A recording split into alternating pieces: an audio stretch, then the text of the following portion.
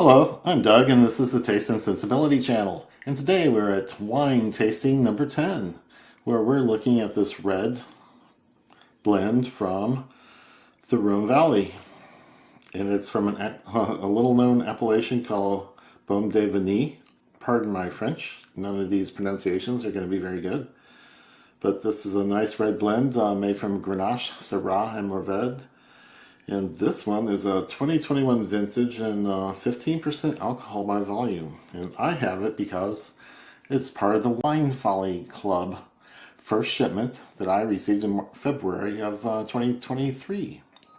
So I got a package of two, well, it's just called mixed, and you're likely to get anything. Two whites, two reds, one of them might be a sparkling.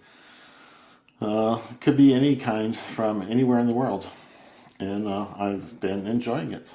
So I'm finding typically they're $20 to $25 wines that you get four for $150, but they're not just things you would grab off your grocery store shelves or even a good wine market, a wine store, but little known out of the way places that take some curation to find.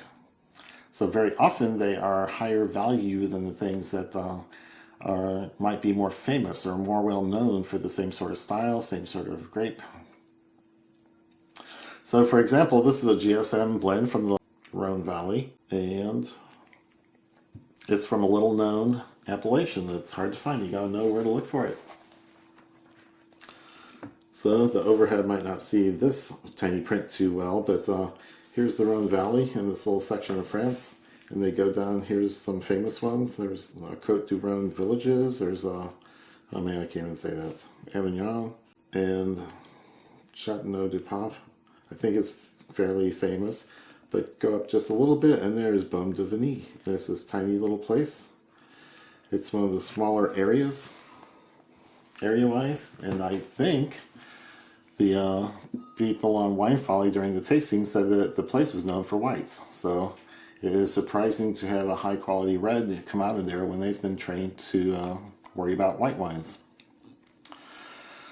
So I am finding the club to be an interesting selection process that I don't have to do myself. I don't have to wander up and down aisles. So there's an educational value in that and trying to figure out different countries' naming schemes, but you also have to figure out different stores' filing and arrangement, their organizational themes, and I don't have to do any of that. These wines just come. So I get 4 a month. And I've covered the first 2 shipments in these recent small set of wine tastings. So this has been sitting out for a while. I took the temperature a while back, down when it was 61 at that time, and the pH was 3.8. And I tasted this back in February, mid-February. I think the producer is actually, Domaine du Beaumes, and imported by Kermit Lynch. And that's an important thing to know, is good importers into our country will continue to get good wine. So if you find one good thing in an importer, then go look at some of their other stuff, because they're likely to bring in other good things also. So I'm just going to do the usual Wine Folly method of going through this tasting. So this is, I thought it was ruby at the time. What were my other notes before? I said medium ruby, and I couldn't see through it, and I can see a little bit at the edges, and that's about it. I don't think it qualifies as purple. I think it's on the ruby side. So that's what I'm seeing today with this amount of wine in the glass. So it's been out and decanted, and I found it a pleasant, non-aggressive wine the first time I tasted. I've done 3 or 4 tastings, and I've got maybe 1 more pour left. It's an inch in there with a pretty big punt, so it's not much left. I might just finish it off today. And I get it out. The cork is still in, but I get it out with my Coravin. So needle goes through the cork. You turn it upside down so wine can run out the apparatus there, and the wine volume is replaced by argon gas, which is inert and doesn't allow oxidation.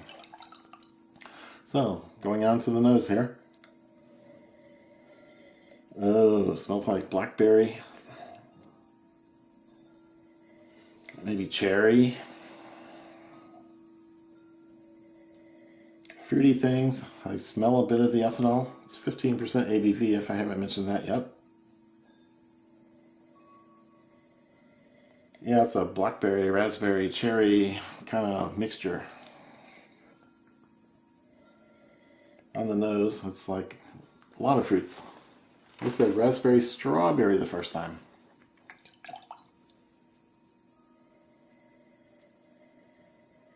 Yeah, I can see all that.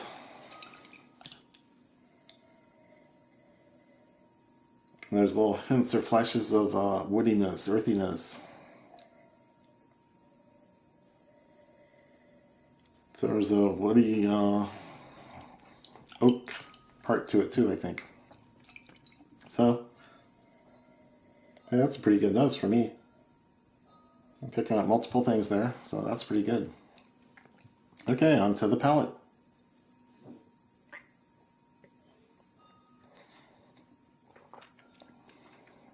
Wow, definitely medium body. Has some tannins to it. They start gripping midway through and just hang on. I'm growing a thin layer of fuzz on my tongue and cheeks. And the acidity is medium low.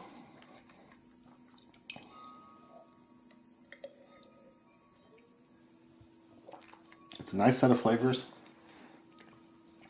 It's not aggressive, but it has a semi-spicy finish. And you notice the tannins in the back half of the tasting. That's good, and I'm starting to notice that 15% ABV also. It's not so much in my throat as it's vapory and filling my oral nasal cavity with all that. So this is a nice, pleasant wine. I don't think I mentioned the composition. It's 70% Grenache, 25% Syrah, and 5% Mourvèdre. So a very typical GSM blend from that area where they do that sort of thing. And each of the types of grapes brings a little bit something different to the mixture. And this is a pretty good example, I think. I find the red blends tend to be full-bodied, but they're not so aggressive acidity-wise or tannin-wise as some of the single variety grapes.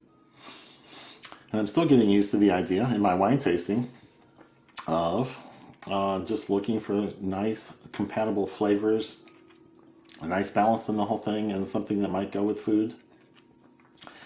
Because that's not how I go about tasting whiskey. I'm usually looking for some sort of aggressive punch, some characteristic that stands out or might be way out of line or way out of balance in a lot of people's books. So I'm always looking for smooth and pleasant and nice, and that's how wines are probably being made for the most part. And I'm just having to shift paradigms a little bit to get into the wine world, because they are trying to make things smooth, nice, rounded, balanced.